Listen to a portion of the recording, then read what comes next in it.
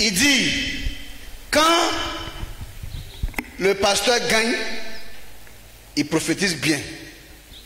Dans le cas contraire, alors il détruit ta vie. Il cherche à te maudire. Écoutez, il dit pour cela. À cause de cela. Michée chapitre 3, verset 5 à 6. Écoutez, hein. À cause de cela. À cause de cette mauvaise manière de faire des pasteurs, vous aurez la nuit. Il dit, ils n'auront plus de lumière. Ça veut dire quoi? Où je suis là, si vous voyez que j'arrive à enseigner la parole de Dieu, à révéler des grandes connaissances venant de Dieu, c'est parce qu'il y a la lumière de Dieu sur ma vie. Donc, étant un homme éclairé, j'arrive à vous éclairer. Mais si la lumière me quitte, je serai dans les ténèbres. Donc, je serai ignorant. Parce que les ténèbres sont synonymes d'ignorance. Donc, il dit au pasteur maintenant, à cause de votre manière de gérer le peuple là, vous aurez maintenant la nuit. Ça veut dire quoi? Vous n'allez plus avoir de connaissances pour enseigner qui que ce soit. On s'en va. À cause de cela, vous aurez la nuit. À cause de cela, vous aurez la nuit. Et plus de vision. Et plus de vision. On s'en va.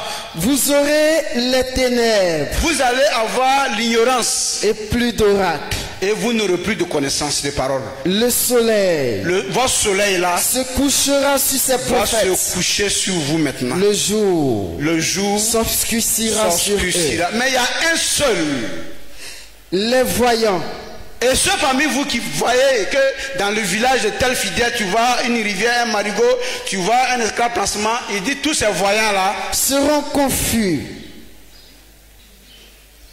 Les prophéties qu'ils sont en train de faire actuellement, c'est des prophéties qu'ils prennent pour se faire homme de Dieu. Ça dit que je vois dans ton village, je vois au Tchad, je vois au Cameroun, une guerre qui s'est levée. C'est-à-dire qu'ils sont prophètes par rapport à des futilités. Allez-y lire la Bible. Jésus ne s'est jamais attardé sur ces choses-là. Le prophète signifie deux choses, voyant et crieur. Le prophète est un avertisseur, parce qu'il va voir, donc il va crier pour dire attention, ne faites pas ça, ceci, sinon voilà ce qui va vous arriver de la part de notre Dieu. Mais vous mangez à table avec les ennemis du peuple et vous voulez être des prophétiseurs pour annoncer quoi? Que si le peuple n'a pas pris garde à cela, c'est quoi que déjà vous dans votre confrérie là, de magouille là, vous avez arrêté qui ne vont pas les arriver même. À qui nous fait comprendre. C'est-à-dire que déjà vous mangez avec des faux types, vous mangez avec des incrédules, vous mangez avec les tyrans de ce monde, vous êtes en partenariat avec des gouvernants qui n'ont pas l'amour de leur peuple, vous mangez avec eux, déjà vous êtes ennemis de votre propre peuple, parce que vos fidèles font partie du peuple. Donc comment Dieu maintenant, il va venir ouvrir vos yeux pour vous annoncer des choses qui arrivent contre le peuple là, et que le peuple doit prendre garde, quand vous-même qui devez annoncer ces choses là, vous êtes déjà partie prenante déjà de ces coups là déjà. Femme, voilà la vérité. Les sages.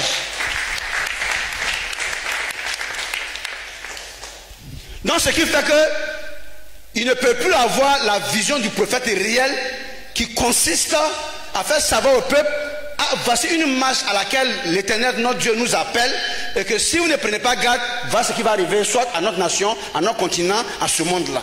Non, puisque lui qui doit avertir le peuple là, lui-même il mange avec les tyrans. Lui qui doit avertir le peuple là, lui-même il est associé aux gouvernants qui n'ont pas l'amour du peuple, qui sont là pour exploiter, faire du mal au peuple, pour se faire des comptes bancaires que les arrière-petits-fils ne pourront pas finir, pendant que de leur vivant, des gens, leurs vies vont finir parce qu'ils n'ont pas eu de quoi à se soigner à l'hôpital et à manger. Comment un serviteur de Dieu peut se faire ami à de tels gouvernants? C'est pourquoi je n'ai dans mon téléphone le contact d'aucun gouvernant, d'aucun homme politique, de personne. Ça ne m'intéresse pas aujourd'hui, ça ne m'intéressera pas, mais que chacun prenne garde, que si je suis assis et puis jusque là je n'agis pas encore, c'est parce que je n'ai pas de force à moi-même, j'agis sous mandat. C'est ce qui fait, sinon je boue actuellement, mais je n'ai pas l'ordre de mission. Si Dieu m'a donné ordre, vous allez voir c'est quoi je vais faire. Vous ne savez pas de quoi je parle. Vous ne savez pas de quoi je parle. Je vais faire envahir toute la ville. Je vais faire envahir toute la ville là, des abeilles. Je vais prendre tout le coin, sauf un seul endroit où ça ne doit pas arriver. Ce que je vous dis là, regardez, je ne vous soutire pas de l'argent pour ça. Regardez.